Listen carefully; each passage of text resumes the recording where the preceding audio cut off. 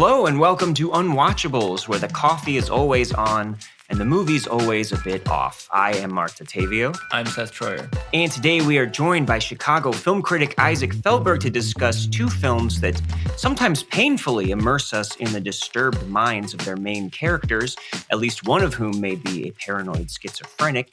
We'll talk about what makes these films so disturbingly effective and so different. Plus, what happened to their less than prolific writer-director, Lodge Kerrigan? We are starting with Kerrigan's auspicious 1993 independent debut, Clean Shaven, and then its 2004 quasi-remake, Keane.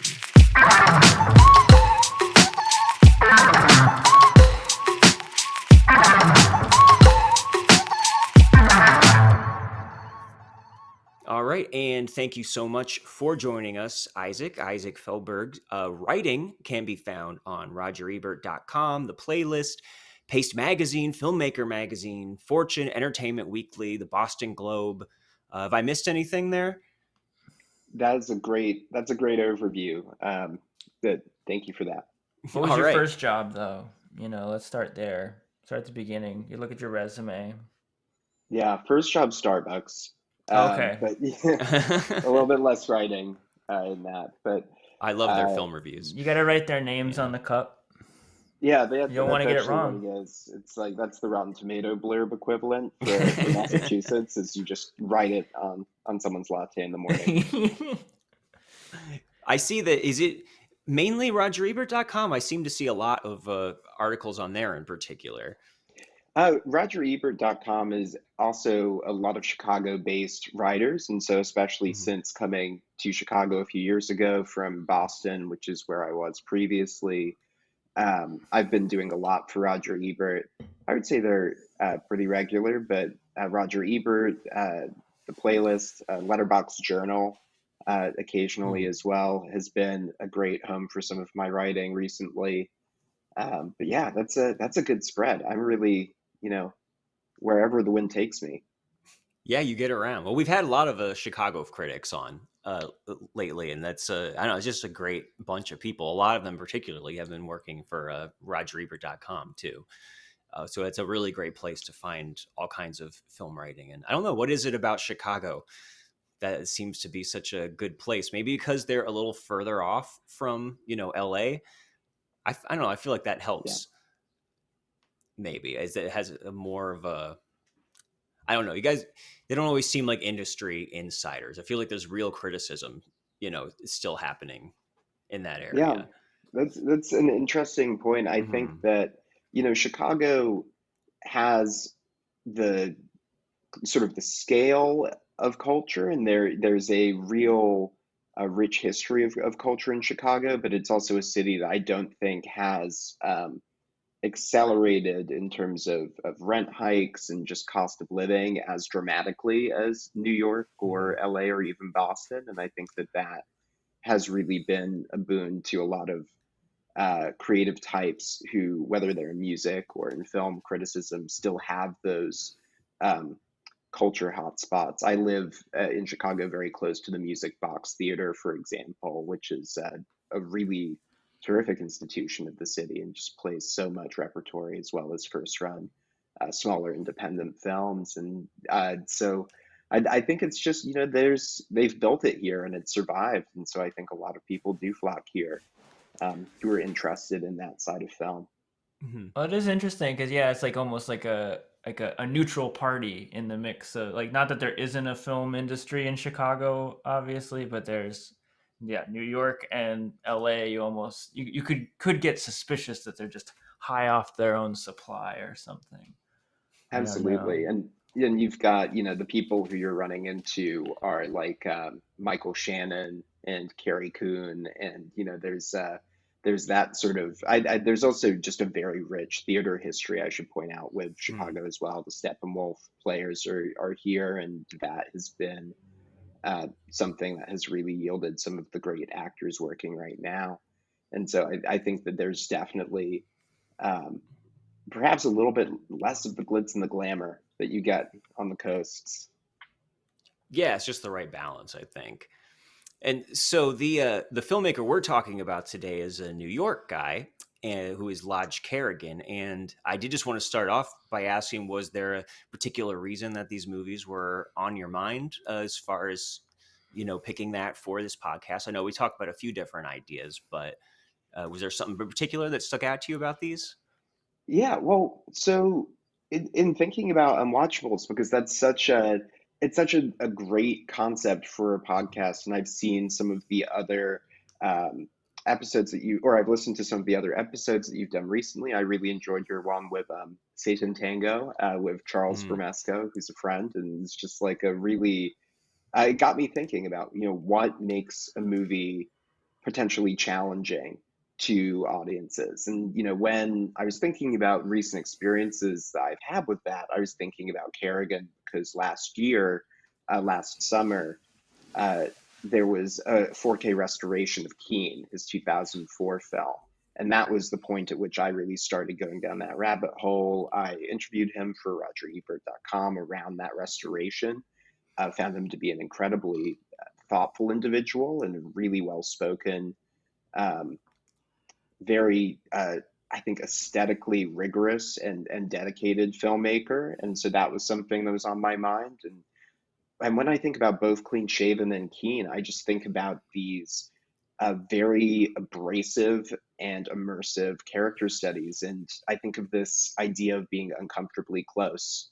And that's something I think a lot of people struggle with, especially because of the characters that he zeroes in on and stays so close to. They're not perhaps the kinds of characters you would often see foregrounded, especially in the independent film of the 90s, which is where Kerrigan came up. I think that his focus and his approach to that physical proximity that his films have, it's something that I found quite enthralling, but it also something it really requires you to engage with the film. Otherwise, it's going to throw you directly out of the story. Yeah, both the films center around these central characters, and it's not plainly stated what exactly is going on with them mentally or emotionally, but they are clearly in a place that is very difficult for an audience to tell what they're going to do next, which Mm, is like can be like this is just like a new kind of another step in Unwatchables. I feel like it was just like mhm, that feeling. It was just like I didn't anticipate it being so stressful. Just like I think this guy could do anything in the next 5 minutes, and I'm very worried about it. Like you get increasingly worried about it, and like, oh, how much runtime is there? There's even more time left for him to maybe do the wrong thing that I'm worried about. It is really engaging in that way. Yeah, and we did do an episode particularly about uh, protagonists that we don't want to spend time with or who are mm, aligning us with the villains. Those particular movies were In the Company of Men and Naked. Uh, and these aren't quite like that because these are people that you don't normally spend a lot of time with in the movies. And these are more about putting you distinctly into their headspace, but there are the kind of people that you still can never fully understand. So there's a tension there between how close we can get to these people or what the mm. effect is by being so close to them. And I'll be interested to see how these movies do that kind of differently. But we're going to start with Clean Shaven, which was his debut film, and I think it plays very much like a auspicious debut film that seems to be signaling, this person could be making an impact and have a long career ahead of them, which he's only made 3 films since then. And I guess works a lot on TV now. And he's kind of friends with Steven Soderbergh, so I believe that he created and directed the Girlfriend Experience on Stars, like the with Amy Summit's that like TV version. But I don't know. Are you surprised with Clean Shaven that is this still his signature film after all this time? That's a really great question about the signature film because I really feel like Keane was perhaps the one. I mean, it's the one Mm-hmm. that's recently gotten its 4K restoration, but it's also the one with Damian Lewis, Emmy winner for Homeland, and like sort of acclaimed, recognizable actor. And so I think when people think about Kerrigan, they might think about Keane Mhm. first today. But I do think that, looking back, especially on everything that was written around Clean Shaven at the time it came out, looking at its Criterion release, it's a film that I think really it rocked a lot of people's worlds in 1993, including John Waters, by the way, who's a huge fan of Lodge Kerrigan Mhm. which I find fascinating. Um, well, I think one thing that John Waters had said at one point about Kerrigan cinemas, it's feel bad movies that make me feel good, which is, if you know anything about John Waters, that should be sort of a kind of a tell that it's a little strange. It's a little bit marginal in a way. And I think that when I think about Kerrigan's aesthetics and when I think about his interests as a filmmaker, I I really marvel that Clean Shaven is as immersive as it is. For you're saying as a debut, it's something that is auspicious. It's also just incredibly disorienting. And I think that even more dramatically than the films he made later, it's a film that is working on you visually and orally from the very beginning to bring you inside a certain headspace. And so I think in that sense, with that side of Kerrigan's filmmaking, that proximity and that idea of perhaps empathy through proximity, I think it's still probably the film that uh, I think it's probably the most um, complete expression of that idea.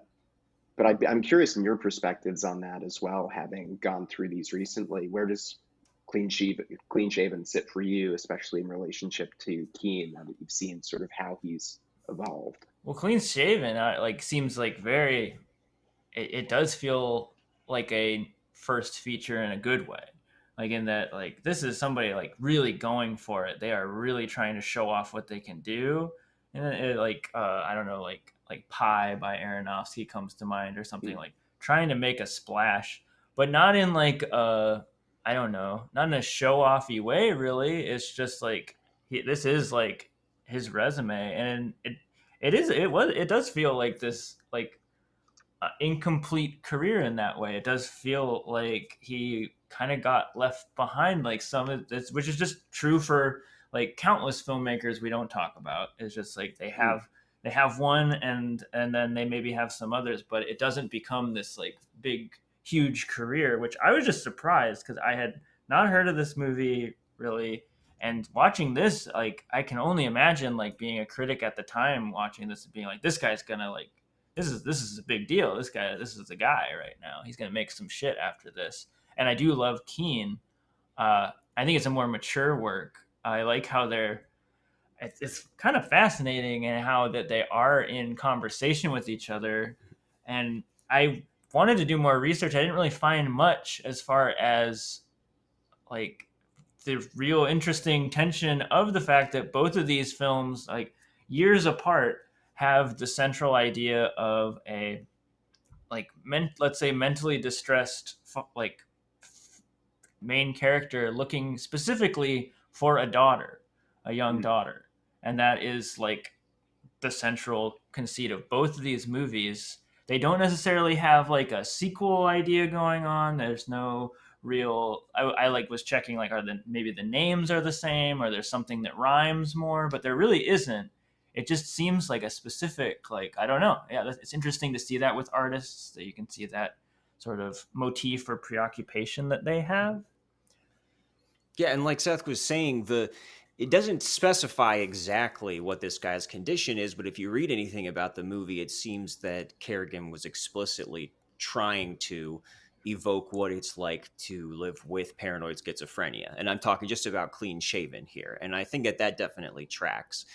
And like Seth was also saying, it's just showing what he can do with the medium to evoke that. So there's a lot more going on in this than in his other movie, from the jagged editing and these specific visual techniques. But I would say chiefly in the sound design. I think that carries this movie so far. And Soundtrack that rips. I forget the guy's name that does the violin and guitar work in it. right Uh, Han Ro. Yeah, there we loved go. it. Yeah. But specifically the non-musical elements, at any moment here we could be hearing, seagulls or dogs snarling or airplanes or cars or whispering voices or a guy preaching on a radio station. Yeah, but it There sounds like they're talking to him. They're like, Right. It makes me think of what they have what Scorsese put at the beginning of The Last Waltz. This movie should be played loud. So if you're going to watch this at home, I would recommend maybe cranking it up or getting oh out the man, in the headset theater this if you would have rip. neighbors. Yeah, and that does a lot of the heavy lifting here, I think. There's a really great scene where he's flipping through these books in a library with pictures of children in them, and each picture that he sees, you hear a child laughing or crying, kind of Hmm. corresponding with it. And yeah, The it's hearing dizzying. pictures. And Mm. so that definitely, as a visceral experience, was how this movie hit me first and foremost. That it works well on its own, but it also almost feels like a demo of how this guy knows how to work the medium. Yeah, Mhm. absolutely. And there's this, there's, I mean, the fact that he even named his production company DSM Films at the time, after the Diagnostic and Statistic Manual of Mental Mm. Disorders, I think is definitely him choreographing that he really wanted to try to create that subjectivity for someone who has that perspective. Not the entire film, but I think that the balance of having those very subjective sections, and then you also have this other frame, which we can talk about a little bit later, of the detective who's following him as well. But you have um, this real statement of film's power to create and evoke that psychological experience that's so internal and so complex and terrifying. But there's a number of ways that Clean Shaven does that and conveys schizophrenia. I mean, you were mentioning the hearing pictures that he has. There's also the um, kind of that idea of blunting. There's one of I'd say the most infamous scenes in the film involving one of his fingernails.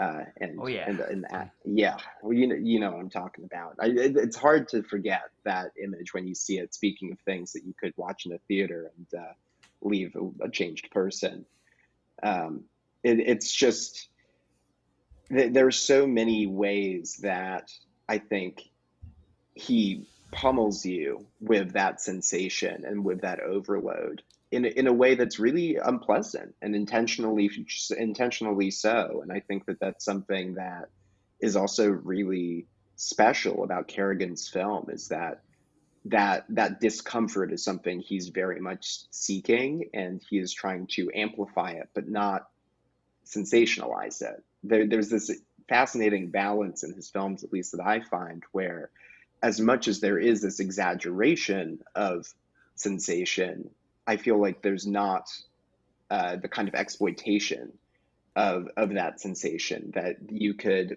very easily stray into in depicting mental illness. And I think a lot of his films are really a rejection of that historical way that mental illness has been depicted. I think that's maybe one of the ways his films have I evolved totally as agree. well. Yeah, if you look at Clean Shaven to Keane, I think he even gets that closeness. He finds that balance in a way, I think, increasingly across his career. I think that there have been perhaps some criticisms of Clean Shaven with that character of Peter Winter and the fact that he is being pursued by a detective who thinks he has something to do with this young girl's murder. And so there's that element of it as well, of is this guy a murderer? And I think the movie um, has a slight gotcha-ness to it that isn't as present in Keane, just Hmm. in that question that Mm. you have because of things that you hear but don't see over the course of the movie, of who is this guy really, and could he be capable of this, or are we being led to villainize someone who is just suffering in a very direct way? Yeah, early on in the movie, there's a scene where he stops his car in front of a little girl, and the camera stays in the car as he gets out, and you just hear screaming. And something bad is happening there, but we don't know the extent of it, and we never do find out for sure exactly what happened there. And I think that ambiguity is really effective. But you're also right that there is an element of how much of this is to play with us and our expectations in a way that is I don't know if I want to say gimmicky, but gotcha is kind of a maybe a way to look at it, and that stuff unfolds Yeah. over the whole course of the detective side. Yeah, in the grand scheme of the movie, I feel left at the end of like I don't think it really needed that extra like it's a movie, so there's a murder plot line in it. I don't think Mhm. it required that. I think it was fine without that. It had a momentum without that. But yeah. At the same time, I do feel like it's coming from an empathetic place of, hey, you shouldn't just assume that some Hmm. paranoid schizophrenic is also going to be a child murderer, which is obviously the direction that it could have gone in. That would have been a little more problematic, Right, and and there is some it's sort trying to of do something with that. conversation going on there with the detective. We because like those are sort of the two psyches we are allowed into. Because I think at certain points the movie does kind of like in the way that Peter Green's character, we are slipping into sort of like a psychosis form of cinema. We like go into the detective's mind, and sort of are like we are now in a thriller sort of like he thinks he's in this thriller where he's solved it, and he is tying ends together that might not really meet and everything, but to us we are kind of pulled in by it just like he is, because we're spending time in his mind, just like when we spend time in Peter's mind we sometimes are convinced like, oh, I think that guy was talking to him, and like then you have to remind yourself like, no, this is paranoia. But I think there is something interesting going on there that it is about like us not being able to trust ourselves, like the Mm. brains that we have not always being trustworthy, and like it's really devastating for the detective at the end when he like figures out that he's sort of been going down the wrong path and had the wrong idea. Yeah, and we can be a Right. little liberal about spoiling things. But let's dive into the detective stuff, because there is a whole parallel story going on here that's cutting back and forth between them. And I would say the detective has comparable screen time to Peter. Mm. It's so yeah. What do you make of that? And is that entirely successful to you? It's interesting because I think to some extent of the question of what would Clean Shaven be without the detective and without that fabric. And I hear you, Seth, that the movie has a momentum of its own and it could work really without that character and that thread that's sort of woven in. But I wonder about the way in which the detective's perspective um, illuminates the fact that there's another kind of subjectivity at play going on in the film. There is the subjectivity of the main character of Peter Winter, the schizophrenic character, and you have all of those exaggerations, but then you also have other characters who are perceiving things in a very specific way that is not objective either, and that is informed by who they are as people. And so I think that there's a degree to which Kerrigan is exploring the bias and of perspective, the bias of being an individual trapped in a body that has its own blind spots. And he's also, I think, creating um, repercussions because I think that there is a degree to which, with so much that's going on in this character's head, um, the question of this external reality is up for grabs at a lot of different points in the movie. But there's this sort of Mm. this growing tension as this detective is nearing in, and you really realize about as the detective does that he's barking up the wrong tree quite likely. Um, and I think that there's a degree to which that character just sort of, to me, drives home the, I don't want to say the moralizing uh, quotient of the movie because I don't think it's quite that simple, but it I think that it is very true that people with mental illness are much more likely to die at the hands of police. I mean, there's just a that's very much proven. I mean, if you look at use of force policies in police departments, in most departments in the U.S., most of them don't even have policies or language around how to deal with de-escalation in situations where someone is not mentally coherent. And so there's this, and with that cop as well, I think, because we are being a little bit liberal about spoiling, Peter at the end, when confronted by the cop, sees the gun, sees the cop pointing at it, goes to the back of his car and grabs his rifle, perhaps in an attempt to defend his daughter, who he's just been reunited with, perhaps just out of panic. Um, and the cop fires first, but before he leaves the scene, he makes sure that he fires Peter's gun so that he can claim that Peter fired first. And so there's a villainy to that as well, that I think you realize sort of who the real monster is. I said it wasn't a moralizing thing. Right. The more I'm talking about it, it does have that flavor to a degree. But the cop obviously isn't satisfied either by the end of it. He's very much like, he also gets what we get at the end, right? Completely. Yeah, that's interesting. That this was definitely like not a time when it was in the conversation like it is now about how the police would be dealing with the mentally ill. So it does seem prescient in that way. And also almost like I wonder if he even realized what a bigger topic he was tapping into, as opposed to one that was, just something to help put this particular story together. But that's really interesting to think about that from the lens of today. I mean, anytime that you see something with the police behaving in that way, it's very relevant.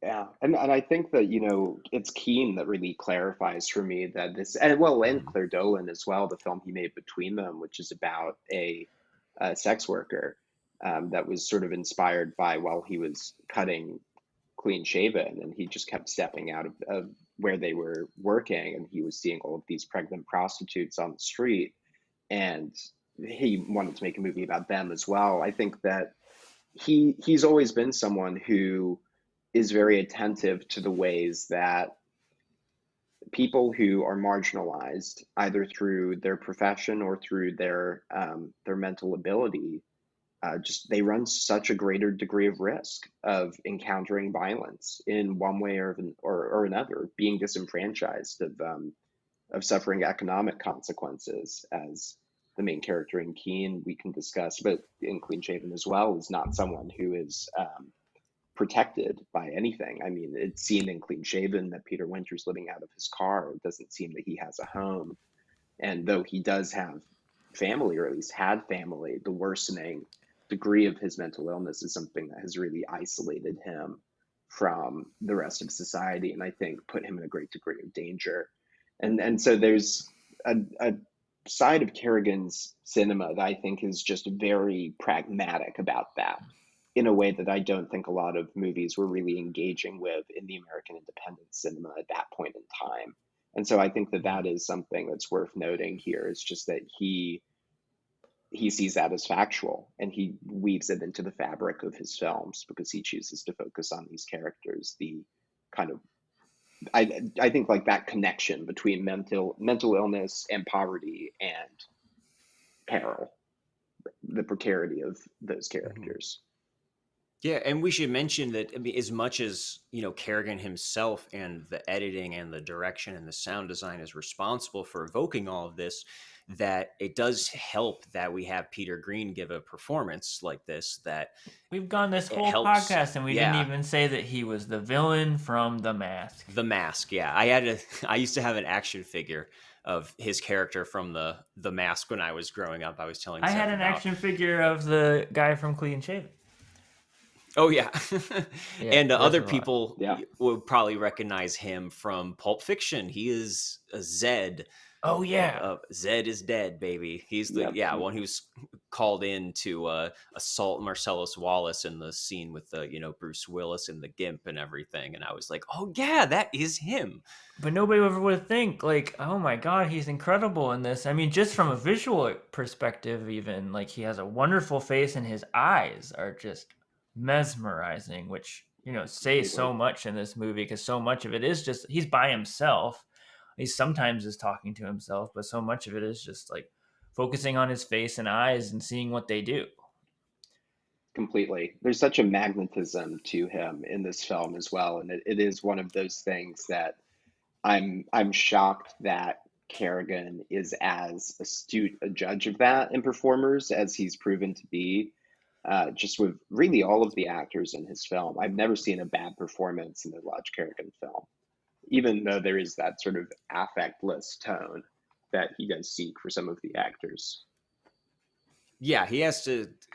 It's a really careful line to walk with playing a character like that, where you don't want to be seeming too much like you are trying to get audience sympathy or you're trying to relate yourself too much to people, while you don't want to be so completely alienating that nobody has a way in to you. And Mm, like I said, the film itself does so many different things to get you into that headspace, and he's just a part of that. And I think that does help. That you can actually feel through him that there's some sort of emotional foundation for why him going after his daughter is so important to him, even right, if he right. doesn't come out and say it. And it's sort of his interpretation of reality is so key to what we're seeing in Clean Shaven. We've got this character who has a specific interpretation of everything that is going on in his life, especially of the interference that he feels in his head. He has this conviction that he um, has been infiltrated by technology. He has something that's a paranoia sort of akin to Michael Shannon in Bug.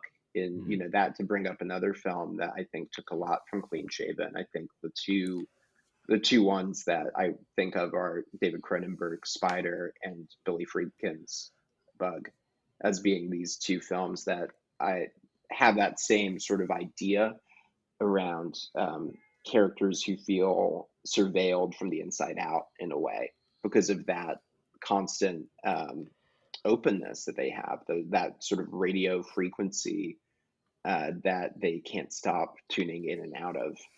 It's something that I really do think is all in that performance. You mentioned the eyes, Seth, and it's just that anguish and that confusion, and then those moments of seeming lucidity where he thinks he really does know how to communicate this, and he has that great scene with his daughter where Oh, he is able to convey what he thinks is happening, and you see in one of the more heartbreaking moments of the movie that she engages with him on that.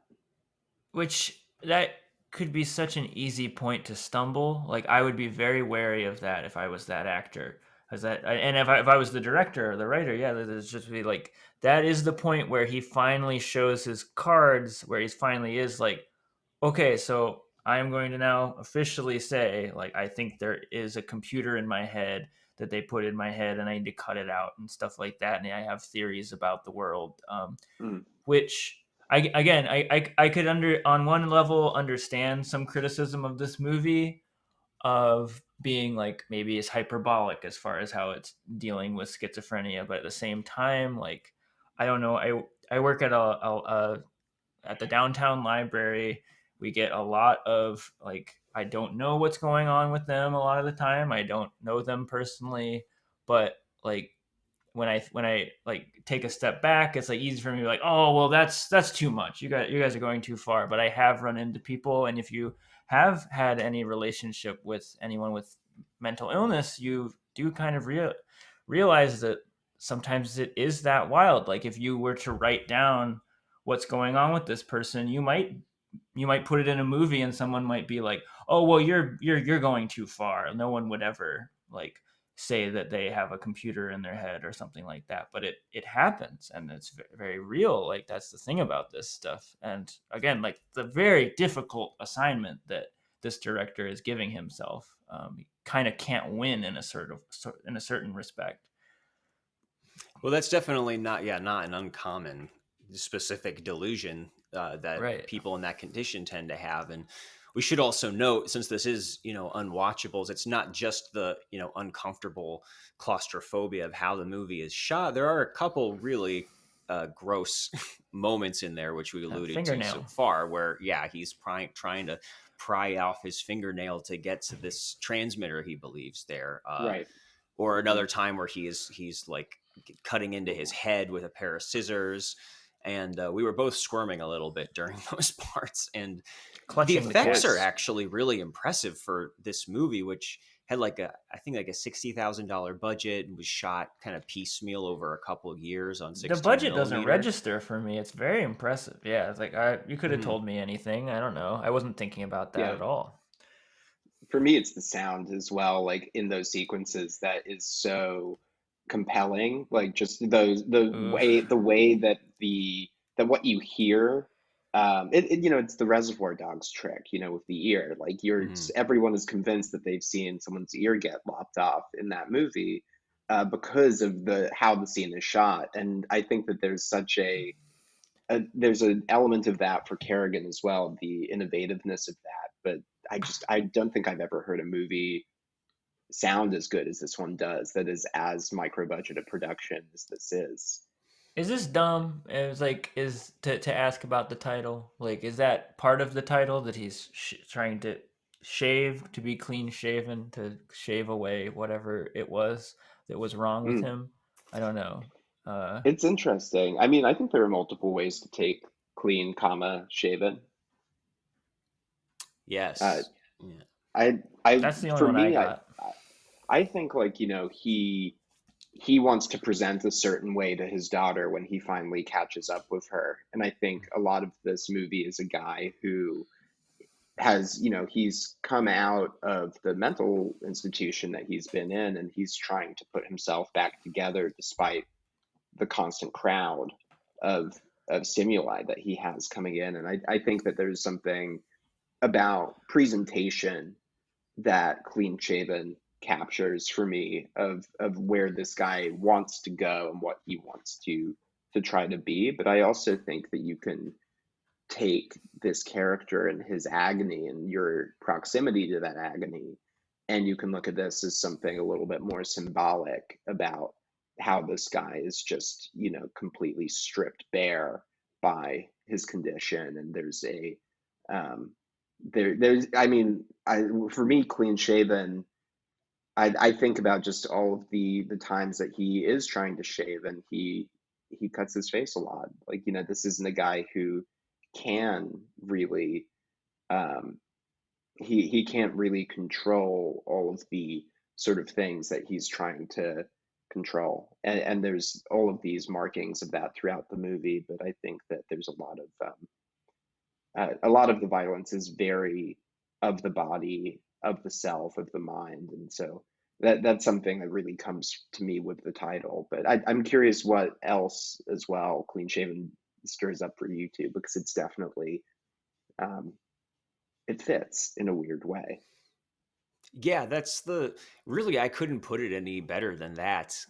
And it's just very evocative, and the way that he's trying to I don't know, you connect or possibly purify in a way that he can't. And Mm, that inability to really make that connection, yet he's trying to, even though it's through, very fuzzy electrical wiring, you could say. There's lots of shots of power lines going by very quickly, kind of like David Lynch, like Oh, lines on the those highway are so going by awesome. constantly. hmm And I think it leads to a really kind of moving final shot too, because he does talk to his daughter long enough to kind of tell her something about radio waves, or that there's a radio in his head or something. And the last shot of the movie, I believe, is her flipping through radio stations, going and saying like, "Hello, Daddy," or like she's trying to talk to him through there. Yeah. Oh Can you hear yeah. me? I Yeah, can think, you hear me? which is, I think, those power lines, I think that is one of the really defining, ideas of this movie visually is just the sense of those wires that are hidden or that do connect everything. And I think that there are multiple ways to read that, but like the paranoia of this character is that there are all of these connections. And I think a movie like this, with the subjectivity that it's putting forth, wants to show you that the reality of a paranoid schizophrenic is that all of these connections exist because he believes in them and because they inform everything about his life. And so I love the way that the power lines, when we think about them, are just sort of off in the distance. They're out of sight. They're not at eye level, but they to him are this web that's just entrapping everything. But then you've also got that moment with the daughter where it's how she's trying to reach him is through these channels that he is saying he can't block out. And so there's which something very plaintive about that. which we also have, yeah, on the subject of the daughter, there is that sort of ominous nature. I don't know, almost gave me some sort of like horror movie like vibe of the passing on of what's going on here, which is like it's not said, but we can see that there is something wrong with Nicole. Like Nicole is like quote unquote quiet and strange socially, Hmm. and at the end, definitely that is a scene that like is that sort of reveal that he in one way or another will live on, you know, which that is real. Like mental illness is something that it can be passed on. Mm, um yeah, especially since there are these absolutely. like allusions to Nicole's mother, where all we hear about her is that she's dead, and that he just says there was nobody like her. There's nobody like her or whatever.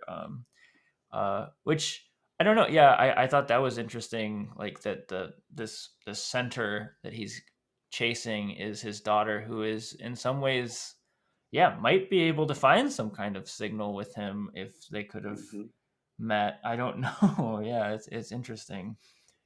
Yeah, Completely. this could have Yeah. been the Poltergeist could have been the sequel to this. The next scene could have been her sitting in front of the static TV, Right, with her hand right. pressed up against it. Or Videodrome with him just, completely inside of it. Right. Uh, yeah. Hmm.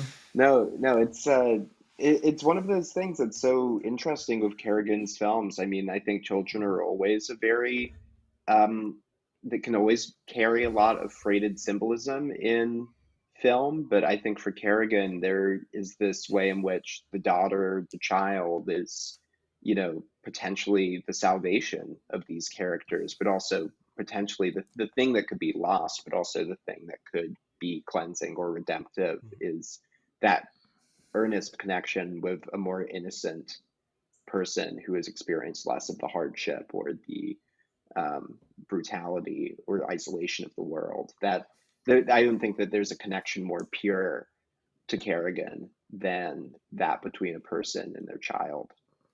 Yeah, you definitely see that in this and in the next film. Which, before we get to that, I just want to give everyone a chance. If there's anything else that we didn't get to, I'll just say as my kind of final thoughts is that this definitely plays like a very promising start to a career, which in some ways he has followed through in. I was very impressed with it, and I I do think that the stuff with the detective does hold it back a little bit for me as far as loving it even more, mainly because some of it just seems the addition of plot there I don't think necessarily plays to the film's strengths, or maybe if it was felt a little more fully baked. We have him like hitting on and sleeping with the adoptive mother at one point, which didn't really seem to go anywhere for me. And I really thought this was at its best, that the great film in there would have been found with focusing even more tightly and not giving us any room to breathe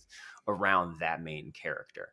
Um, but also just as showing what he can do and what can be accomplished with something like just the soundtrack of the movie makes this a very memorable. I'm definitely glad that I finally got around to watching it after many years on my watch list. But so, Seth, where did you come out on balance with it as a whole? And then we'll let Isaac have the last word. I mean, I guess I'm caught a little in the middle with. I do feel that the detective is a little extra, or the again, I go back to it feeling like there was unneeded movie in here of like, well, it's a movie, so there's gotta be murder, and there's gotta be a cop, and there's gotta be guns or whatever. But it's also not as simple as that. I think I like it being in there. I just don't think that maybe it all like tied together in the way that I particularly would have wanted it to for whatever reason.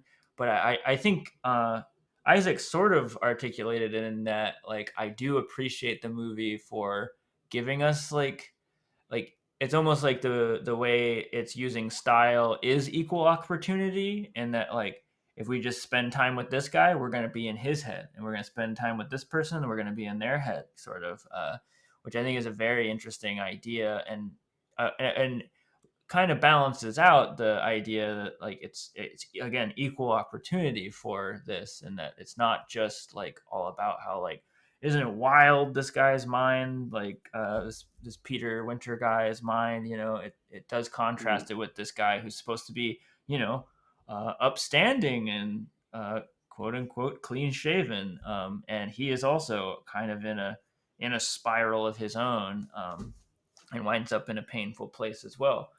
uh, yeah, there's not much I have to say as far as like that I haven't already said, which is yeah, it's a very promising debut, and I'm amazed it's. I don't know. I would love to see this get even more of a second life or something, because I think even just like I don't know, like outside of an arty film world, like this could sit well with anyone, any college kid that likes Memento or something, or like a even like a Christopher Nolan kind of thing, because there is just such a punchy nature to the editing. There is such an excitement going on here, but I think it's like obviously at like a deeper level going on. It's very empathetic, um, in a very human way. mm. No one watch. Yeah, I think you just completely nailed it, Seth. I mean, that is definitely sort of what you were saying about the different subjectivities that the film shows us. You articulated that beautifully, but it I think that, in thinking about on-screen depictions of schizophrenia, there can be a tendency to have the schizophrenic perspective as being the consciousness that is troubled or just completely abrasive and terrible. And I think that that can be a way of othering people with that lived experience, is like that their perspective is the one that is subjectively terrifying. But I think that that is perhaps what Kerrigan is driving at with the detective as well, is that we all are experiencing the world in different ways, and there's less separating us than you might think. And I think that that is something that he really is driven by, is that impulse to just show how life is very precarious, and the systems that control how we can exist and to what level and in what state of security is very much just up to the luck of the draw in a lot of ways, in terms of how your headspace feels. But I in with Clean Shaven, I think the only things I would add are that yes, definitely a first feature shot on a tiny budget, shot a bit at a time over 2 years. It was very much an amateur production, and I think that um, the skill with which its atmosphere is created, and especially the sound design, speaks to that obsessive tendency that Kerrigan has, that he brings in both through his characters and I think through his own approach to filmmaking craft. I think that it's worth noting just that this is someone who's making films very much on the outskirts, mostly with friends. It's not something where he is used to. You're not going to see Lodge Kerrigan's Avengers anytime soon. Like he's not someone who is interested, I think, in playing inside the studio sandbox. I think his films are all the more radical and exciting for that. I still think Clean Shaven is probably his most radical film. I think I can say that. And then I'd also just point to a couple of great things that I've seen with Clean Shaven, which are a video essay by Michael Atkinson called A Subjective Assault that was enclosed with the Criterion release, and also an essay by Dennis Lim, um, who is now the director for MYFF. I don't know if he was at the time that he wrote this essay, but um, I believe that's online. It's also in the booklet in the Criterion release of the film. But he says a lot of really great things about Clean Shaven. But one of the things that I'll just call out is that he talks about the film having a um, phenomenological approach to creating the experience of someone with schizophrenia. And I think that that is really spot on. And I think that that's really what Kerrigan is after, is using that immersive character, that tactile and sonic overload to to make it inescapable, this person's perspective.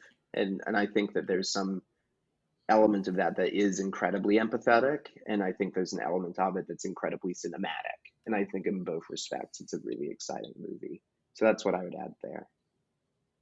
All right. And so it was 10 years later and one film in between where he would return to the same subject matter.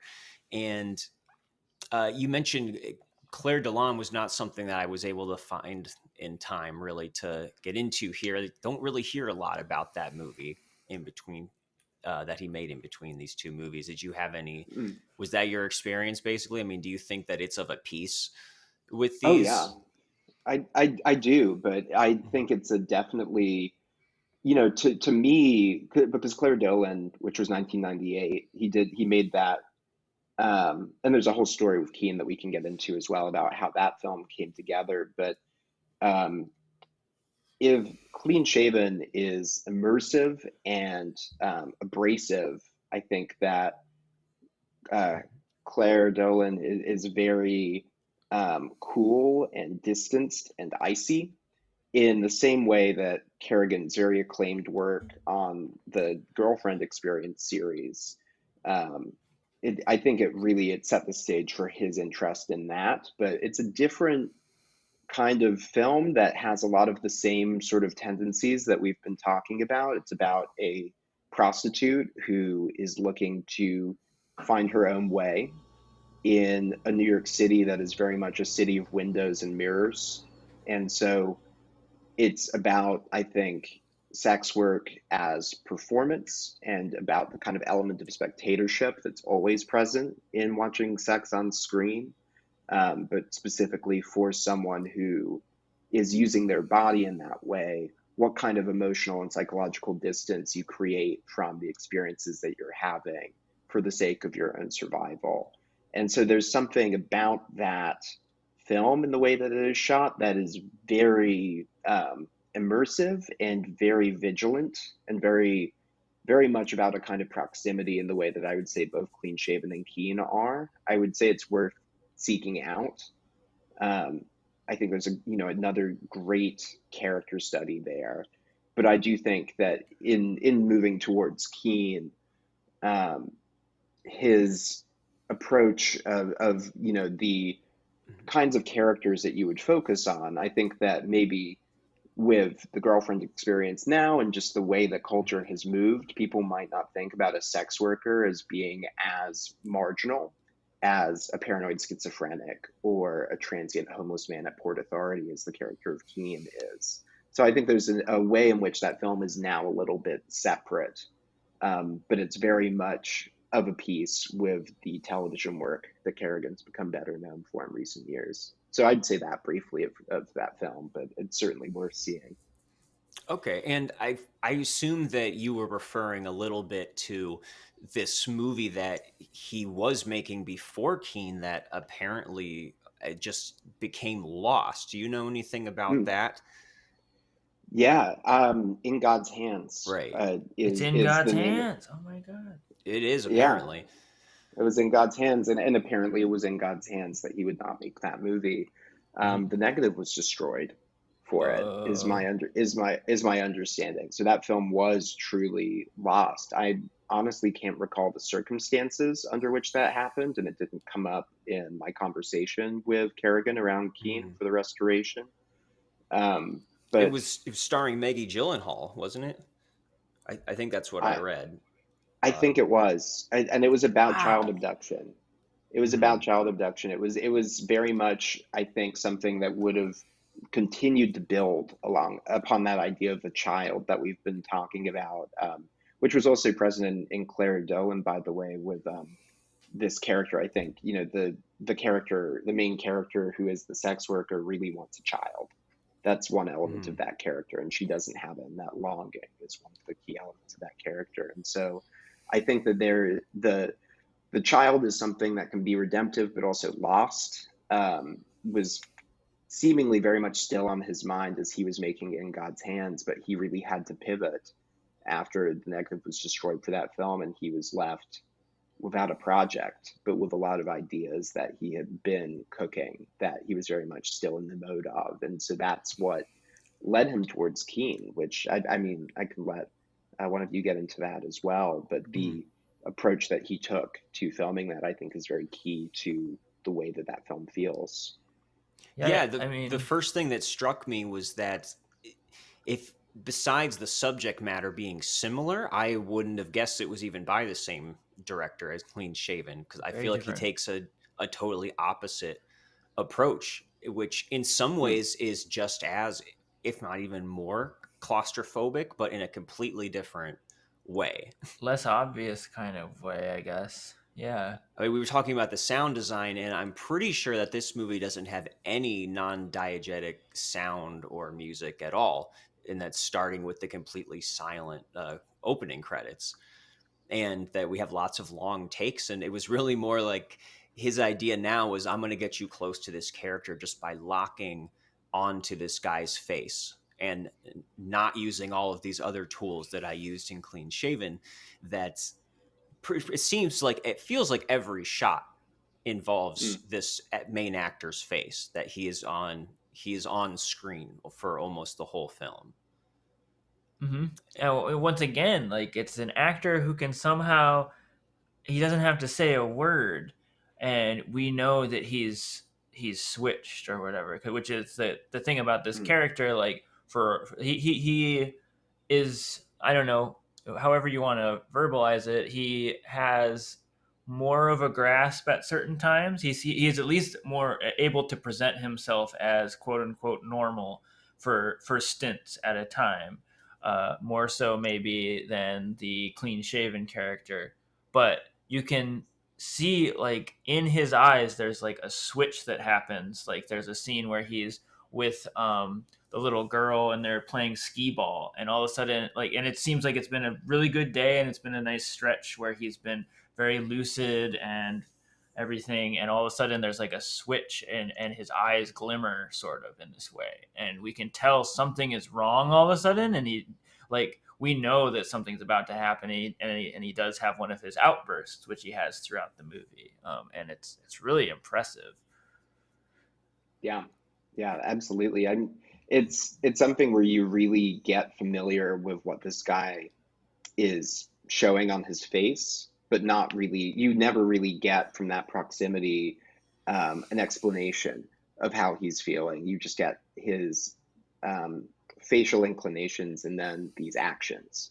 And I think the film teaches you how to watch it through performance. And, I think you were saying that it's really his face, but it's also him from the side and profile. It's also him from behind, because one of the things of Keane that I always just think about is that, with John Foster, the director of photography who shot this with Kerrigan, they're running around shooting this on 35 handheld, Mm. running behind Damian Lewis, trying to keep up with him around Port Authority, which is a very, like, I talk about an unpredictable environment to make a movie in. I just can't imagine even how that looked. Just, the Mm. way that they're constantly hovering around him, trying to get that, front visibility, but he keeps moving and evading. And there's a disorientation to the way that Keane is shot that's um, very in line with how the character experiences his day to day. We can talk a little bit about that as well, but I just think that it adds a new flavor to the immersive tendency that Kerrigan found with Clean Shaven, especially is just the guerrilla shooting style of Keane and running around as if not quite a voyeuristic approach, but this attempt to almost be making the camera part of his headspace and part of his response system to the stimuli. Right, and almost like, I mean, like 80% of this is shot in like heavily populated areas that are already like evoke sort of a tension and a stress, like, right, that you're putting Oh yourself yeah. there even if you aren't experiencing what the extremes that he's experiencing. It's like a stressful area, everybody's going in and out, and it's so well done and such a great choice for the movie. Yeah, I really felt that this was a lot more about his interactions with the rest of the world, as opposed to Clean Shaven being so radically subjective that there's more of an objectivity to this Right, he's in the because middle we're of seeing so nowhere much. in Clean Shaven, and here we are seeing him in like a Exactly. sea of people, which is really intense to see, because that is the whole thing. Like from the very beginning, like we are seeing, and anyone who's been to a city, you can see how like the only person that like stands out in a crowd is someone like the central character here, which is disrupting the flow, right? Like everybody in a city is like here in a city because it's efficient, because it's like it's for people to get to point A to point B very fast and do a lot because they know what they're doing, and they're not like in a like stressful chaotic situation like our main character is. And those are the people that stand out because they're the ones suddenly they turn to you and they're asking you for something, and like we watch him do that, and like those are the people that like and people like you're disrupting the flow. You are supposed to be here with the mission, and like you are not supposed to disrupt my flow and everything. And that is kind of like what's intense about especially the beginning of the movie when he's looking for his daughter and everything in a crowd, because it's just like you can tell it's just like people do not want this. They don't want to hear a thing from this guy, which is very Yeah, real from the urban perspective and everything. And because totally. we're observing him more than necessarily recreating his headspace, as it gives you a lot more of an opportunity to identify with these onlookers and how everybody else is dealing with him. And like you were saying, there's all of these uneasy interactions throughout the whole movie, but especially the early scenes where, which at one point does end with him just convincing himself that this is the guy who took his daughter and violently attacking him. Oh, we also have him in the bar screaming about turning up the jukebox and having a full out meltdown. And those kind of scenes are arguably as uncomfortable and full of tension as anything in Clean Shaven, just because we're so focused on what is going on with the people who are trying to deal with him. And in Yeah, they that don't way, that require almost some makes sort this of more like yeah, they don't require some sociological arty than way of editing. psychological. Yeah. And Yeah, that's a whole new angle I think that this movie has. there's definitely, I think it's so down to setting. The I think I've talked about it as aesthetic realism in the past, but that kind of idea of letting the location drive so much of the story and so much of that tension.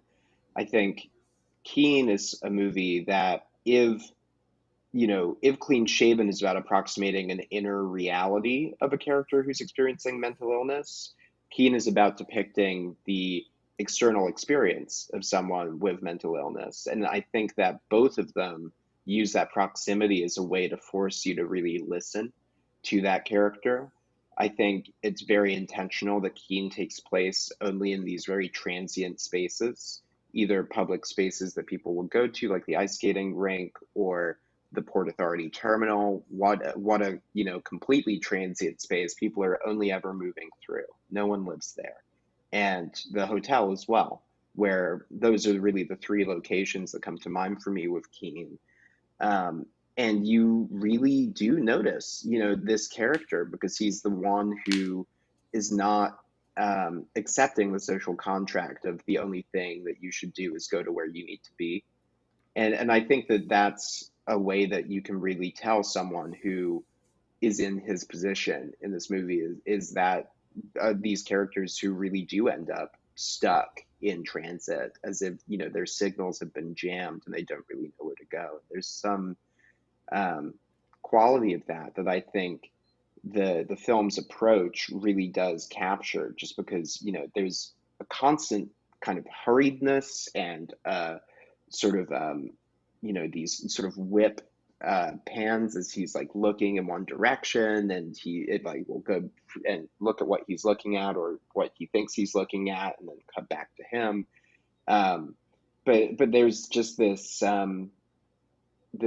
real unpleasant kind of precarity that you experience through being joined with a character who doesn't know where he's going. And Seth, you were talking a little bit about the beginning of the film, and what I find really remarkable about the start of this movie is that he's not completely disheveled. He doesn't look completely normal, but he's Damian Lewis. He's going up, he's asking for some help with his daughter's disappearance, but you gradually, through being so close to him and listening to what he's saying and looking at how he's walking up to random people and asking about this daughter, and he says, I think last September was Mhm. when she went missing. So you get this clue that this was some months ago that this thing happened.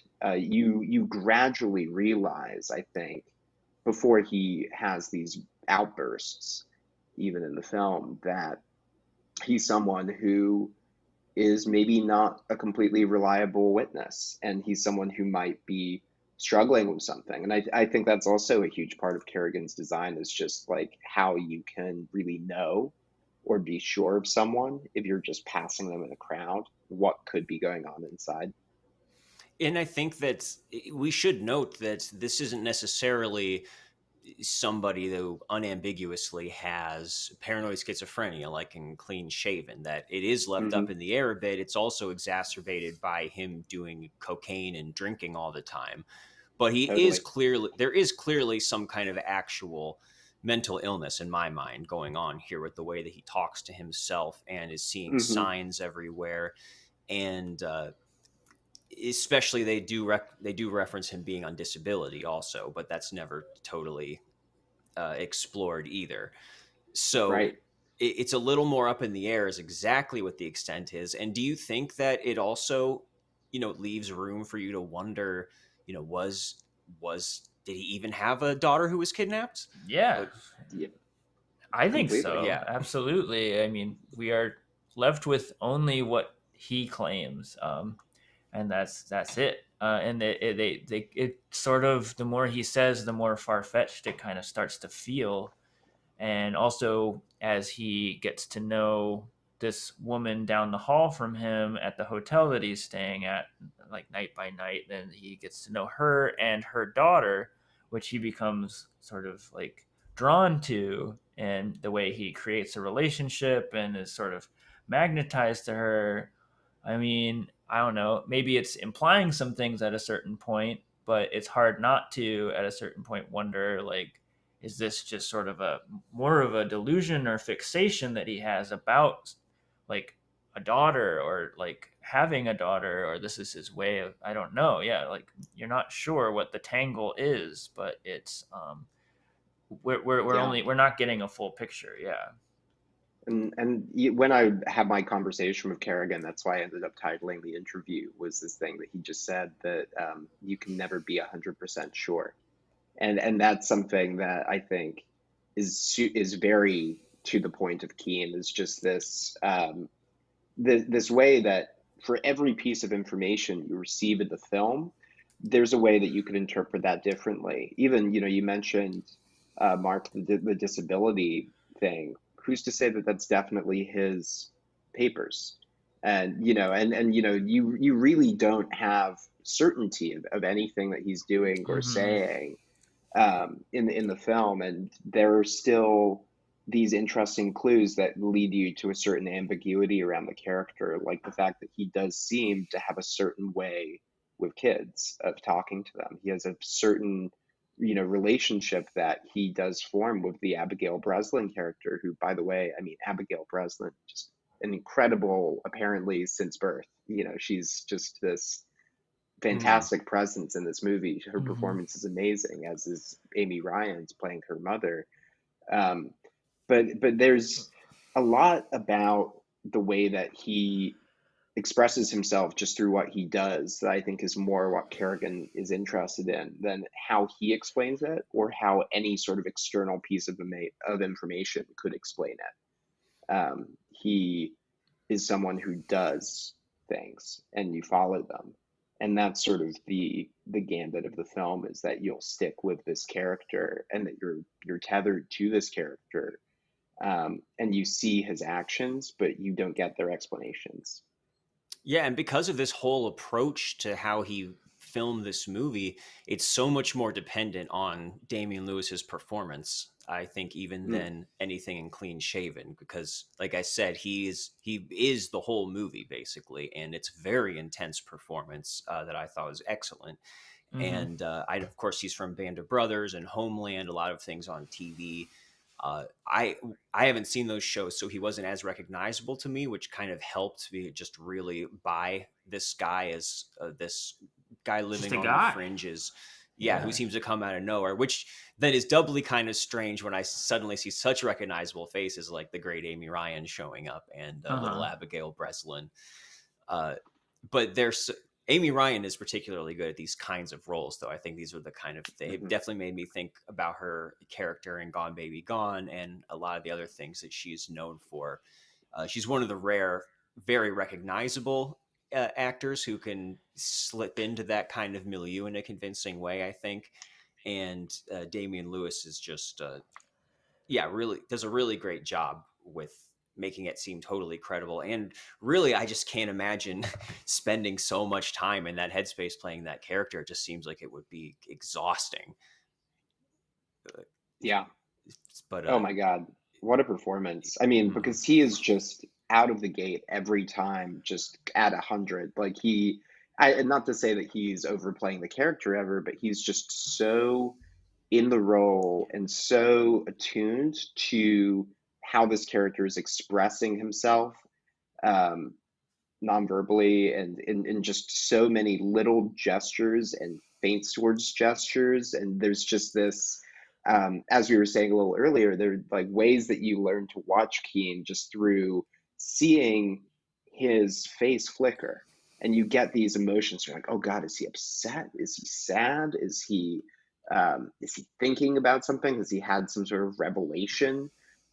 There's this moment where early in the film where he's on the bus and he sees a time, and it seems that he's had this breakthrough and he demands to be let off the bus, but nothing really comes of that as well. And so I think that the Mm-hmm. Damian Lewis performance is just this incredible mass of gestures and neuroses from someone who is totally not in control of what he is really feeling or doing moment to moment. And I think that's what makes it such a fascinating performance. Is you get the sense that Damian Lewis is just um, so tethered to a character who is in complete psychological spiral to in one way or another. Though you're right, Mark, that we never really get a full diagnosis for him, nor would the film really feel right if he just came out and was like, "Oh yeah, well, and then I had this diagnosis, and now Mm-hmm. I'm here." Like, so, No, but it's totally unneeded because by the time we get to the point where he is left alone with a child, we are like gripping our chairs, right? Where it is like, mm-hmm, even when it's mm-hmm, going well, we are just like, okay, all right, but I'm very worried about this. right, right, And I have to say, so my main criticism of the film that did kind of bother me is how much time that we spend with him being completely unhinged and delusional and babbling to himself and having violent outbursts and attacking strangers at sometimes the extent of his lucidity when he is around Amy Ryan and her daughter, from the moment he meets them to even like a whole stretch of a day when he's with her, he is so good with the girl, and such a Mm, great, like, sensitive guy, that it did sometimes seem that it could be a little narratively convenient when his mind would clear up. And I don't know if you guys have thoughts about that. Obviously, there's going to be times where somebody can become a little more tethered to reality than others. But at the worst, I was starting to get nervous that they could be getting a little too close to that old, love conquers mental illness kind of thing that, a movie like Silver's Linings Playbook or something, a much lesser film would kind of stumble with. mm, And Oh, I don't I know. did wish that there was more connection there as far as the two extremes and how I long it mm, guess would I last. see that. I just don't see any like sort of teary-eyed like love conquers all sort of thing going on here, or like the child tames the beast or whatever. I don't really see that. I think it's more, if anything, maybe it points to that he can maybe ride this when he wants to. Like maybe that there's almost more control that he is able to grasp, but only when he is like really wanting to. Sometimes I don't know. I kind of implied some of that to that because I see that for sure. Because there is a certain point where it's like, wow, he's like really doing okay all of a sudden with this lady, and he seems perfectly charming and perfectly polite, even though again you're like waiting for the shoe to drop or whatever. I, I, right. I don't know. I could see some narrative convenience to it, but I don't know. It didn't I, really stick out to me. I think for me, I hear what you're saying there, Mark, and I totally see how the film, um, he is able to be quite normal and very empathetic and kind and caring for this young girl who he meets. But I think that if we're connecting this to Clean Shaven and we're talking about Kerrigan's character studies here, I think that he's really interested in that sort of duality of characters who are going through something that is significant psychologically. I think there's, of course, the need to be reunited with a daughter in both films, and that element that's really a driving and motivating force for both of the characters and the thing that is tethering them to some kind of normalcy or some kind of reality. But I also think the way that he is able to put on this different face of a caring father while he is with her is something that's sort of key to Kerrigan's approach to empathy for these characters, because I think his point really is more about contradictions and more about the way that you can have some sort of mental illness, whether it's paranoid schizophrenia and clean shaven, or the condition that we never get a name for in Keane, but that certainly seems linked to some kind of trauma, potentially involving his own daughter's abduction and what that's done to him. Given that this is seemingly a character, you get some clues that he hasn't always been in this kind of economic precarity, but certainly his current mental state is not doing him any favors in that regard. Um, he, I think, through that relationship, finds maybe the potential of some hope back to something a little bit more stable, but also so much temptation towards self destruction. And I think that that's playing out right up until the very last frame of the movie, that that sort of inner struggle. But I do think it's noteworthy that he's able to um, keep a better handle on it when there's a situation where he feels he truly has to. Which And I I feel don't, like, yeah. yeah. Oh, Mhm. sorry. I just feel like I've No, go ahead. observed that in people that I've known with like who struggled with certain mental issues, that they can turn it on or something. Or what really exacerbates it is when no one is watching, and like I'm alone, is when it Hmm. seems like now there's no reason for me to act a certain way or perform a certain way, and then the mind go sort of leaves or whatever it is. Because I kind of saw that with him. Bingo, the lucidity. That kind of question of whether or not it's something he can completely control, I think is a bit more open in Keane, but it definitely seems to me to be something where he is fighting in some scenes to control himself, like as in the scene with Amy Ryan where they have the slow dance, and there's that you have that open question of like, oh God, what's he going to do? Because it's just ended in a way that's kind of uncomfortable. Is he going to react to that really badly? But he doesn't, and I think that he doesn't because he doesn't want to hurt anyone. I think that he's someone who's really in a great deal of pain himself, and he's been affected. His reality has been affected by whatever he's been through. But it's certainly not the whole picture of the character. And I would propose that we really never get the full picture of the character. Sure, and that's like sympathetic take on it. There's also a more dubious sort of way of Mm, like these strangers in public I can like lash out against because I don't care about them. I don't like they're not helping me anyways or whatever. But like I might be able to there might be something here with this lady or this child that I can actually gain by like if I can just hold it together here, which yeah, either one is mm, real, I think, in this case. And yeah. it's not anything that I think is due to his performance. I think for me it sometimes whenever it starts to hint at being a little more of something that is mandated by the script or the idea behind it, which is the kind of was my same criticism with certain aspects of Clean Shaven. So Mm, maybe for me, I feel like he has a really great grasp on the depicting characters who are a certain way, and I respond to that more than the trying to shape it into something where I can feel him trying to make a point. And maybe that just stands out all the more in a movie like this, which is so realistic and with the handheld mm, camera. And, mm, there's always a risk with for when you are dealing with things like mental illness, it, it is always a little tricky when you're putting that in a movie when it comes to the suggestion that there really is a meaning, a reason, and a logic behind it, and that it is something that they can control.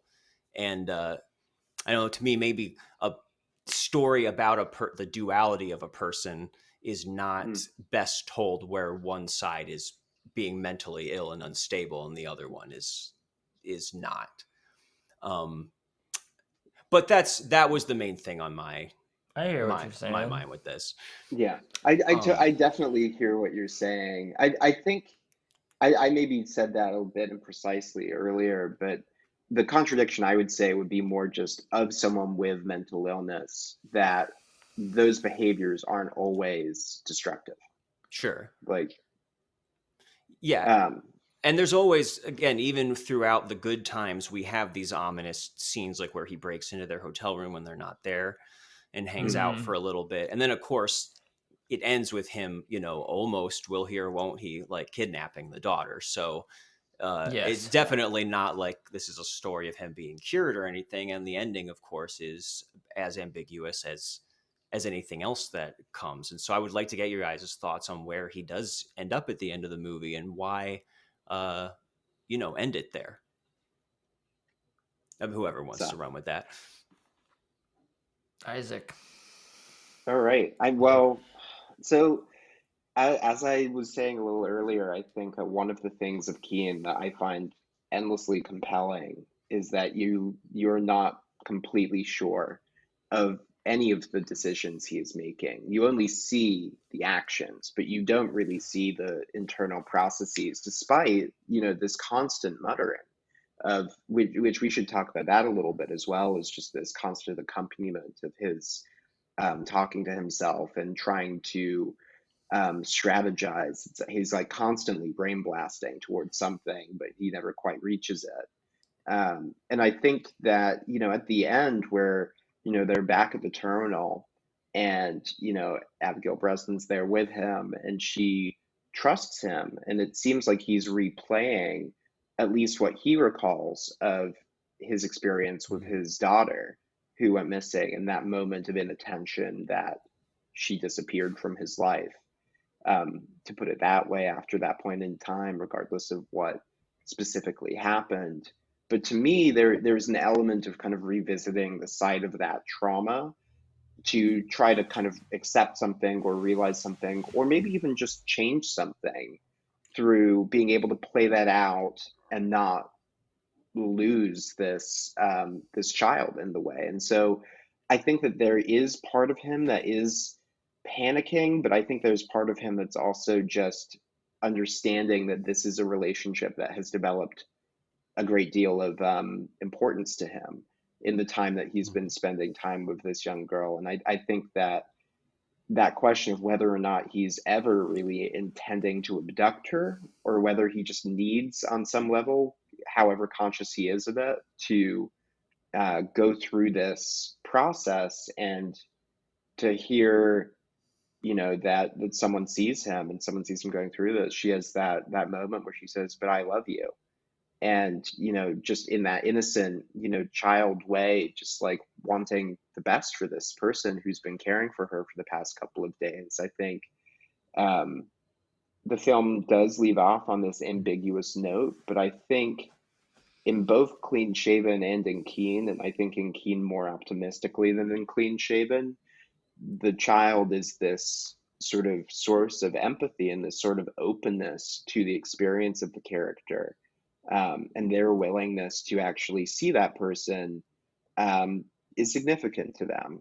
That doesn't fix everything for them, of course, but it has an emotional meaning to be listening in the way that both of those young characters are. And of course, I think there's a symbolic dimension of that in both of the movies that's not quite aligned with the realism of the way that it's executed. It feels a little bit more scripted. Um, but I think that that's where the film ends, on that image of just, you're looking at his face and you're not really sure what he's going to do. And maybe he doesn't know either. Um, Sort of a, the neorealist graduate sort of moment at the end. Yeah, and at Yeah, least since they don't get on the train, at least there's some hope, Right, at that point. right. I think a And lot of hope there. the same train, by the way, I noticed recently in rewatching it, that he had been buying the tickets for the first time around with his daughter. Oh, okay. So Oh if he had gotten man. on that train, he totally would have been reliving that up to the point of like, let's take that train onto the life that I am not living currently, that I at one point thought I was going to live, and you'll become my daughter. I think is like, you know, uh, I'm not sure how far along he's thinking as he's doing this, but he's certainly going through the steps of what happened to create this sort of formative trauma for whatever keeps drawing him back to Port Authority. See, I didn't think of it that way, but that really like whether it's true or not to what's going on in his mind, which we are not privy to at the end of the movie, like almost that this is like a test. He's like whether he's doing it consciously or not, there's a test going on. Like, am I actually the guy who is going to turn to the girl that I have like basically seduced, who says that she loves me, and then do something that will hurt her? Am I going to do that? Am I that far gone from what I would hope I am not, like and he is like he's very distraught when he finally says like we're going back to your mom, like, but it is also Mm, like maybe some sense of like, oh my god, like even though I want to, like there's this thing in me, or maybe even something monstrous in me that wants to do something like this, like there's something in me that doesn't allow me to do this, and I've kind of realized that through this experience, and he might, I mean, it's still not totally optimistic, like, oh, he's cured. It is like very foreseeable that he might do this again, like very foreseeable. But there is mm, something to that is interesting about that idea of like taking yourself to that edge, looking at the edge, and then like kind of being relieved, like in a way that like rather than just constantly being like, well, I would never do that. I would never do X, which is, things we all say and everything. But there is another thing about being like, you could do it right now if you wanted to, and you say no. There's something in me that says no. I am not a person who's going to do that. mm, Well, maybe mm. maybe he'll make a third movie with another variation on this theme that will bring it all together. Well, I did want to ask, like, if before we close, like, what do we think about that? I thought that was really interesting. I don't mean to harp on it so much, but it is really interesting the fact that these like both overlap and don't overlap. It is a preoccupation of this artist. It's something that I think about a lot. Like, I don't know, maybe it's not the best like analogy or something, but there is like I think of certain like lyricists or artists or things like that that have like obvious motifs. Like there's like this guy's like Songs Ohio that I listen to a lot. And Hmm. he's like seems like he's obsessed with the fucking moon and the apocalypse, or like Neutral Milk Hotel. He's constantly talking about spines, World War II, and semen, and it's just like always these like motifs are like painters like can't stop painting the same thing over and over again.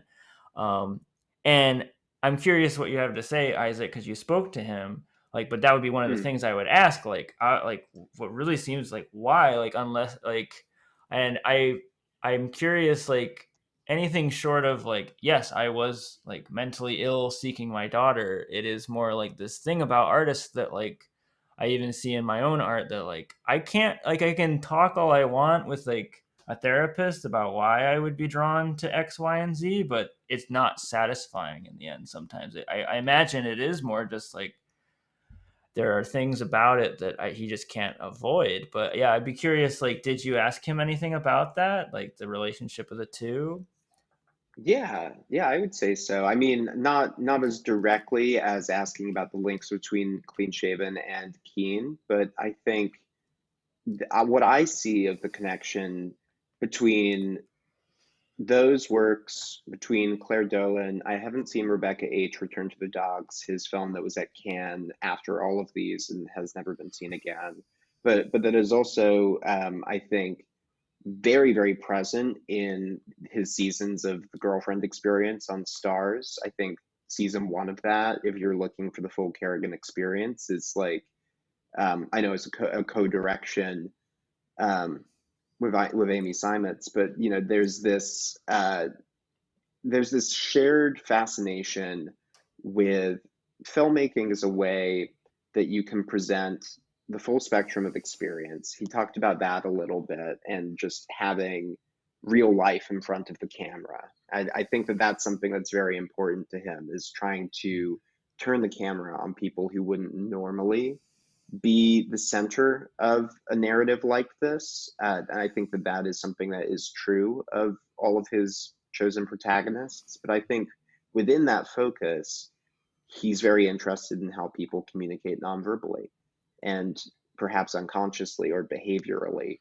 And he wants to explore that because I think that, you know, to talk a little bit or to mention a bit with the Girlfriend Experience and Claire Dolan as well, there is such a pattern of performance in sex work where you're needing to portray yourself in different ways to every single person who's looking at you. So, how do you negotiate a sense of self in a profession like that that is so performative? And it's performative in a way that is inclusive of your body and of your mind as well. Like you're fully giving yourself to this role that you have to play. And so I think that he's explored sex work in a very similar way to how he has explored, you know, the life of this transient, struggling individual in Keane, where he's just really holding his camera on this person and watching how many things they do reveal, but also playing in that space of ambiguity between what someone does, how they would explain it, and what they are actually feeling, and the gulf of understanding between those three areas. I think it's something that drives his interest in mental illness and in empathy for people with mental illness, but it's also something that is just a near realist tendency. It's, you know, that idea of trying to really present someone on screen with the tools of cinema and get closer to an experience that will never be fully visible to you. Yeah, that sounds like that's really the through line here.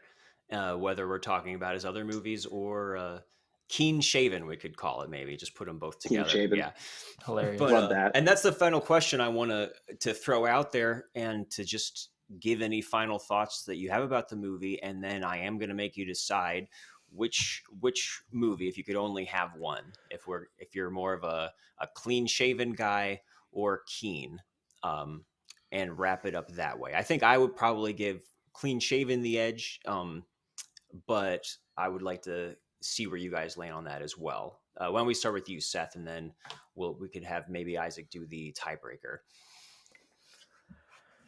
I mean, to say that you like enjoy either movies, like that's the wrong word.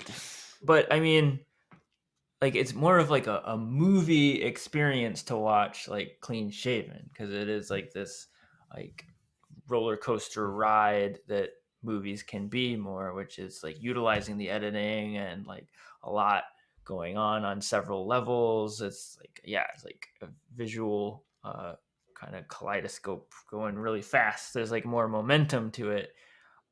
The toss up is though that this movie I think is a more, I don't know, like mature. I don't know if I like that word either, but like is a more effective way of doing this, which is like to take out some of the extra fat, the extra bells and whistles to keep you engaged, which I don't think are needed at the end of the day. I think this is maybe a better statement or something. I think this is more emotionally engaging for me, which I think is probably more so his intent with either movie than to be like visually fascinating or to like, you know, do interesting things with the medium. I think he is more interested in like a more human emotional thesis or something. I think he seems to achieve it more here. I guess then I don't know. Yeah, which one do I care more about? Is like succeeding in your emotional thesis, or do I like movies better? So I guess I have to say emotional thesis more, but I do like movies a lot. That's hard. I don't know. I guess, yeah, I would. I don't know. Yeah, I'd be more. Yeah, again, like I would be more likely to watch Clean Shaven again, because I think that is like a more like exciting prospect for, you know. But again, like, are we looking for excitement from this content necessarily? You're not going to pick, are you? You're just. I'm gonna go round and round in you're gonna circles. sit on this hedge and. I'm gonna go into a crowd yelling, trying to find my daughter. At this point, I think.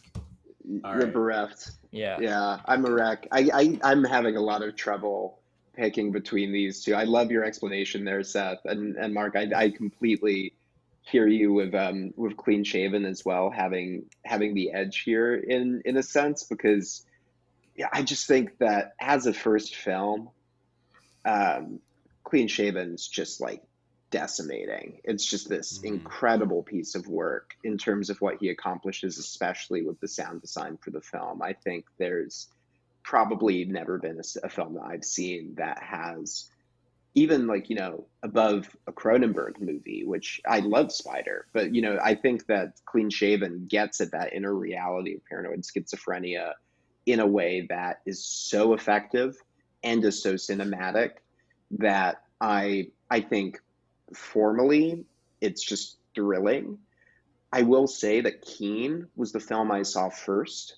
It was the first film of Lodge Kerrigan's that I saw, though I had seen actually, yeah, I'd seen the seasons of The Girlfriend Experience that he had made. Those were actually the first things I'd seen that he'd worked on. And he's been a journeyman around prestige TV as well. That's worth noting. See, He's that's directed interesting. That's one of the episodes things I Homeland. thought about, because I watched Yeah. Clean Shaven first, and I don't think I'm alone with like people approaching his work. But yeah, it would be interesting to see this one without knowing that, like going into it with the baggage of being like, oh, another movie about a mentally out there guy with a daughter that may or may not, When I was talking to him and I did the writing that I did around Keane, I said that Keane was the movie that really secured his reputation as this singular voice in American independent cinema. And I think I would stand by that, because I think, with a first feature like Clean Shaven, it could have just been really the only thing he ever made, and it still would have been this incredible thing that Mm-hmm. an incredible achievement. But I think in so many ways as well, with Keane as well, the fact that it came out of the ashes of In God's Hands and was this triumph of, run and gun 35 millimeter filmmaking, which is just like the challenge of that still boggles me a bit. But like um, I think that both films really illustrate what an inventive um, and cinematically um, open and liberated voice Kerrigan really is. And I think both of them have these incredible performances. So I'm really hedging as well when I think Mhm. about which one I would keep, because I think, I think Mark, you said this earlier, Clean Shaven, I think, or maybe it was you, Seth, you said that, any film student should see Clean Shaven. Like anyone who's studying filmmaking, I think could get a huge rise out of that movie 30 years in. Mhm. I think that it could even still have um, that revival. Maybe this will be the podcast that puts it back on the map. Yeah, posters on For dorm room walls. I'm ready for it. Yeah, no, I want it. I want to see that. I want the Peter Green Renaissance, the Greenaissance. It's a new Fight Club. And yes, so they just get gnarlier and gnarlier. The new dorm room poster movies. That's all are doing. Yeah. Um, but I think, just especially because it's how I came in, I can't dispense with Keane. It's a movie that I've seen quite a few times now, and I just think that there's something more ambitious in a way, narratively, about how the external world comes in and how he situates it somewhere more real. And I, just really hope he keeps making movies, because I think that, he's someone who I can really see how his voice has developed over time. And I think that, especially if you think about we talked a little bit about this in the interview, just to plug that again, but the way that working on television hones you think about how prolific he's really been directing episodes of television across years. Like he spent a lot more time on set filming than you would if you were just making one of these every 10 years. So I want to see what he's going to do next. And I'm still hopeful that he will go back to feature filmmaking at some point. I still didn't answer your question. I'm so sorry. It I think you seems like kind of did. we've had a I, tie, a three-way tie somehow I think between we two both Yes. kind movies. of did. I think we both kind Yeah. of did. I think we. That's good. I don't That's good. know. We through our behaviors, you can glean some meaning. I guess I But we're not more or going to get less these straight. said Keane. I don't know. Well, they're both on the Criterion channel, so anybody listening can go check out both of them. There's no reason to pick between them, and you can decide for yourself. And I absolutely think it would be an event if he ever announces a new film, now that it's been 13 years since his last one, and that last one you can't even see now. So it really is like Keane is the last one out there that you can see at the moment. So, hopefully Yeah. we'll see whatever comes next, and maybe we'll have you back on. We'll see how unwatchable it is. I'd love that. I'd love Yeah. that. I will say, eminently watchable, everything he's done on the Girlfriend Experience. Like I want to see it, that. it's so worth it. It is. I think Riley Keough's performance in that show in the first season is one of the great television show performances. I've seen it compared to Catherine Deneuve in Belle de Jour, and I think that that's spot on. Mm. Um, she's an incredible performer, and she's a perfect fit for what Kerrigan does with getting close, but not quite inside of his characters. So I don't know if it would fit for Unwatchables, but certainly if he makes something in the vein of Clean Shaven and Keane, I'd love to be right back here with you guys. All right. Well, in the Yeah. No, battle it's. between Clean Shaven and Keane, the Girlfriend Experience wins. It Yes. also it also helped that I got into that band Keane really heavy, like around the same time that you suggested this movie. It was really eerie, and I think it means something. Oh my God. I don't know what's going on. I mean, Those hidden signals. Yeah, I still don't really get what that title means, but I don't know. It's just his last name, I guess. Yeah. But like being Yeah. keen on I guess he's keen on, this daughter who doesn't exist, maybe, or I don't know. That's all I got. That's the brilliant analysis you get on Unwatchables. Yeah, that's what you get from me. What is he keen on? Now we'll start talking about the band. He's peachy keen. He's peachy keen. Yes. Now for part 2 of the podcast, where we'll go through the discography and look for connections. Right. It's there. All right. Well, Isaac, is there anything that you want to plug or draw anyone's attention to? This episode will be out the first week of October, so I don't know if you're going to have anything going on around then in particular. I will be at New York Film Festival around that point in time, so I will be doing some writing for RogerEbert.com, also for Inverse and potentially a few other fine places. So that is upcoming, but in the meantime, I would just say, like, get into Lodge Kerrigan and check out see Keane and check out the interview that I did with Kerrigan on RogerEbert.com. And yeah, he's worth reading up on, and that's what I would point to for now. All right. Well, thank you so much for all your time today and your insight, and for putting these movies onto our radar. And hope you catch the right train at home tonight. Don't miss it. Thank you. And be careful out there. Somewhere only I know. Yeah, is where I'm going. Oh man! But, ding ding. I heard that. Well, that's got to be your outro track, right? Oh yeah, for sure.